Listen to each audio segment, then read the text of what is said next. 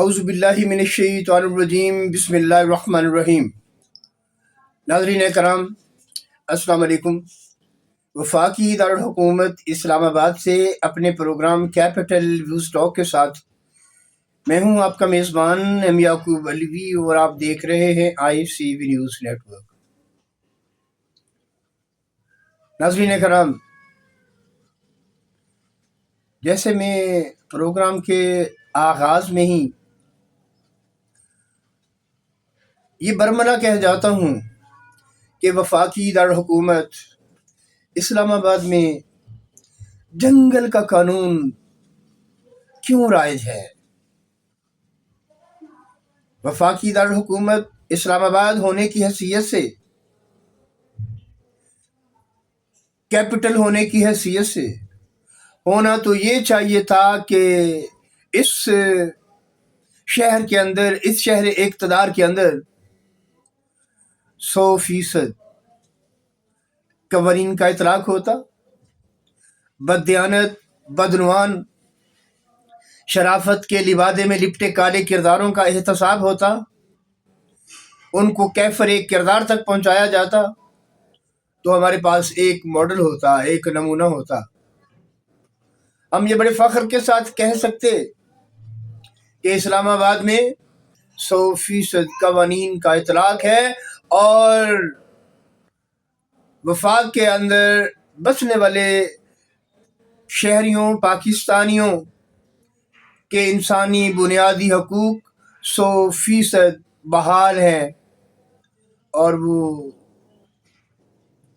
اپنی لائف کو اپنے اپنے پیٹرن اور قوانین کے مطابق، قوانین کے دھارے میں، قوانین کے دائرے میں رہتے ہوئے انجوائے کر رہے ہیں۔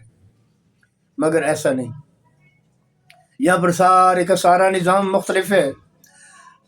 آج کے پروگرام میں آپ کو 2 سٹوریاں شیئر کروں گا، اور دونوں بڑی انکلوسیو سٹوریز ہیں۔ ایک یہ جڑواں شہر ہیں ہمارے راولپنڈی اور اسلام آباد ایک دوسرے کے ساتھ ایسے جڑے ہوئے ہیں، ساری دنیا جانتی ہے، اور ان سٹوریوں کا تعلق بھی ایسے ہی جڑا ہوا ہے۔ ایک کا تعلق راولپنڈی سٹی سے ہے، اور دوسری کا تعلق اسلام آباد سٹی سے ہے، اور یہ محض اتفاق ہے کہ اس کا کرمنل کردار، راولپنڈی کا کرمنل کردار عمران خان ہے، اور اسلام آباد کا کرمنل کردار عمران احمد ہے۔ تھوڑا سا تعارف ان دونوں کرمنلز،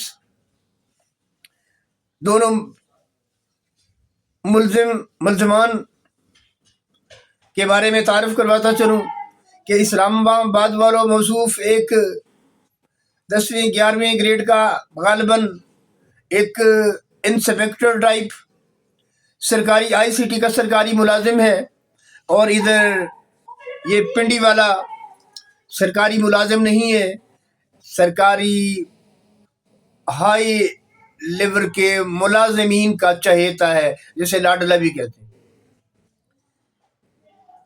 اب ان کی کارستانیوں سے پہلے ناظرین، میں آپ سے التماس کروں گا کہ میں بڑی محنت کے ساتھ، بڑی تحقیق کے ساتھ آپ کے سامنے سٹوریز لے کر آتا ہوں، اور میرا مقصود یہ ہوتا ہے کہ عوامی انسانی حقوق کی بحالی ہو، اور ان بدعنوان کالے کرداروں کا محاسبہ ہو، ان کا احتساب ہو، اور ان کو کیفر ایک کردار تک بھی پہنچایا جائے۔ اس کی ایک ہی صورت ہے، آپ کی آواز فضا میں بلند ہو، اور فضاؤں کو چیرتی ہوئی یہ سیدھی ان لوگوں تک جائے، ان لوگوں کی سماعتوں سے ٹکرائے جو اس سارے نظام کے ذمہ دار ہیں۔ اس کے اندر ناظرین کرام بکار سرکار اور ایوان اقتدار ہے۔ ایوان اقتدار اعلیٰ طبقہ ہے، بہت اعلیٰ طبقہ ہے، اور ہماری بکار سرکار قوانین کے اطلاق کروانے کے لیے ایک ذمہ دار سیکٹر ہے، ایک ذمہ دار دائرہ کار ہے، جو ریاست کے نظام ہائے کو، ریاست کی نظامت کو برقرار رکھنے میں اپنے اپنے فرائض منصبی کے مطابق ذمہ دار ہیں۔ مگر افسوس اس بات کا ہے کہ ان بکار سرکار نے اپنے تمام قومی فرائض کو پس پش ڈال دیے اور آنکھوں کے سامنے ان کو نظر کچھ نہیں آتا۔ اگر کچھ آ بھی جائے تو یہ دیکھا اندیکھا کر کے آگے گزر جاتے ہیں اور اپنی لائف انجوائے کر رہے ہیں، اور جو ان کے فرائض منصبی تھے جن کے لیے ان کو بڑی بڑی مراز سے نوازا گیا، ان کی کوئی پرواہ نہیں ہے۔ اس کی میں مثالیں پیش کروں گا، ثبوت آپ کے سامنے رکھوں گا، اٹیسٹڈ مہر شدہ ایویڈنس آپ کے سامنے پیش کروں گا، پھر فیصلہ آپ کا ہوگا، میرا نہیں۔ پھر آپ کی آواز میں میں آواز ملاؤں گا، اور انشاءاللہ ہم ان نصوروں کو کیفر کردار تک پہنچا کے رہیں گے۔ ناظرین کرام، آپ سے میرا ایک التماس ہے، میں کبھی پہلے کہہ دیتا ہوں، کبھی پروگرام کے آخر میں کہہ دیتا ہوں، وہ یہ کہ یہ channel ICV news network جو بڑی تحقیقاتی رپورٹس آپ کے سامنے بڑی محنت شاقہ کے ساتھ پیش کرتا ہے، اس کو پہلی فرصت میں سبسکرائب کر لیں۔ سبسکرائب کے بعد سیکنڈ آپشن اس کا بیل آئیکن ہوتا ہے، جو نوٹیفیکیشن الرٹ ہوتا ہے جب بھی ICV نیوز نیٹ ورک پر ویڈیو اپلوڈ ہوتی ہے، نئی انفارمیشن اپلوڈ ہوتی ہے، تو اس کا نوٹیفیکیشن جدید ٹیکنالوجی کے مطابق آپ کے باکس میں اپیئر ہو جاتا ہے۔ پھر آپ کی مرضی ہے، آپ اس کو دیکھیں، لیٹر دیکھیں، نہ دیکھیں، بہرحال آپ تک اطلاع پہنچ جاتی ہے، اور یہی اہم کام ہوتا ہے کہ آپ اطلاع پہنچا دیں، اپنا کام آپ پورا رکھیں، اس کے بعد چھوڑ دیں توکل اللہ۔ اور توکل اللہ کا بھی مطلب میں آج آپ کو سمجھا دیتا ہوں کہ توکل کا یہ مطلب ہے کہ خنجر اپنا تیز رکھ، انجام اس کی تیزی کا پھر تقدیر پہ چھوڑ دے۔ کیا ثابت ہوا؟ کہ اپنا ہوم ورک مکمل کرو۔ ہمارا ہوم ورک کیا ہے؟ میرا ہوم ورک یہ ہے کہ میری تحقیقاتی کوشش ہوتی ہے، کاوش ہوتی ہے، بڑی صحبتوں کے بعد، بڑی ارکریزی کے بعد، بڑے مجاہدوں کے بعد ایک میں سٹوری کمپائل کرتا ہوں، سارے شواہد اکٹھے کرتا ہوں، آپ کے سامنے لاتا ہوں۔ میرا کام تو مکمل ہو گیا، اب آپ کا کام شروع ہو جاتا ہے کہ آپ اس کو دیکھیں، سنیں، سمجھیں، آبزرو کریں، تحقیق کریں، اور پھر اگر یہ سچ پر مبنی ہے تو پھر اس کو مت روکیں، اس کو پبلکلی اس کی تشہیر کریں، زیادہ سے زیادہ ہماری مفلوق الحال کمیونٹی تک پہنچائیں، جو اس کے مستحق بھی ہیں اور منتظر بھی۔ وہ چاہتے ہیں ہمیں کوئی انفارمیشن ملے، لیکن انفارمیشن بہت مشکل ہوتی ہے۔ رائٹ انفارمیشن بہت مشکل چیز ہے، اس کو ہر کاریگر اپنی کاریگری کے ساتھ دبا دیتا ہے۔ ہر کرمنل کرائم کے بعد اس کی کوشش ہوتی ہے کہ اس کو دبا دیا جائے۔ الحمدللہ میں ایک طویل مدتی جدوجہد کے ساتھ اپنے ہوم ورک میں مشغول ہوں، اور ایسی سٹوریاں میرے سامنے آ چکی ہیں جو آپ کے رونگٹے کھڑے کر دینے والی۔ میگا کرپشن، میگا اسلام آباد کے میگا کرپشن، ناظرین کرام، چھوٹے نہیں، درمیانے نہیں، جو سارے کے سارے اشرافیہ کے ساتھ وابستہ ہیں، اس کو بلا کون سامنے لانے دیتا ہے؟ لیکن یہ خاکسار وعدہ کرتا ہے آپ کے ساتھ ایم یعقوب علوی کہ اپنے پروگرام کیپٹل ویوز ٹاک میں آپ کے ساتھ شیئر کروں اور اپنی جان اپنی تلی پہ رکھ کر، کیونکہ یہ بڑا خوفناک کام ہے، یہ مافیا، یہ نوسر باز یہ نہیں چاہتے کہ ہمارے پوشیدہ رازوں کا، پیچیدہ رازوں کا پردہ فاش ہو. پردہ فاش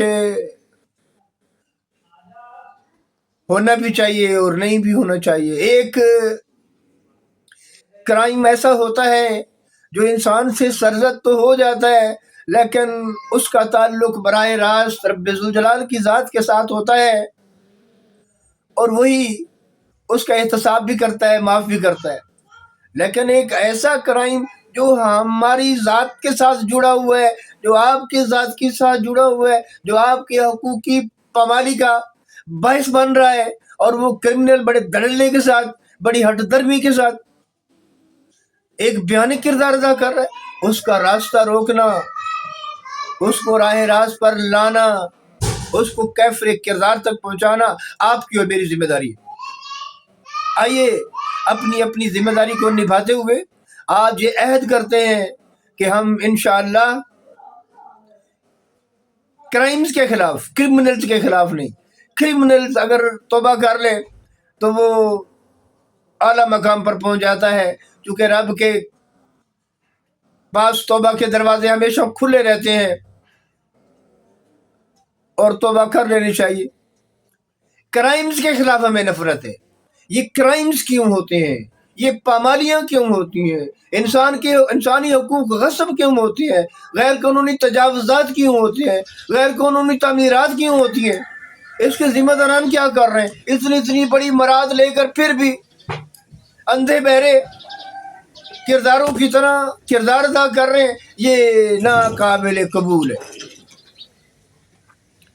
یہ ناقابل قبول ہے. ناظرین کرام، تو میں زیادہ تمہید میں چلا گیا.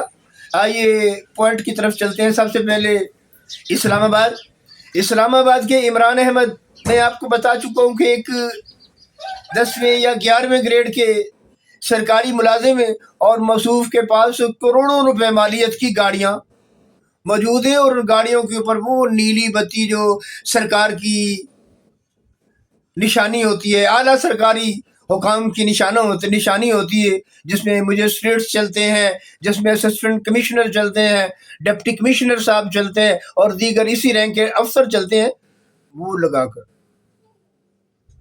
غیر اخلاقی، غیر قانونی کار ستانیوں میں مصروف، ہر وقت مال بنانے میں مصروف، نہ اپنی نوکری کی فکر، نہ اپنے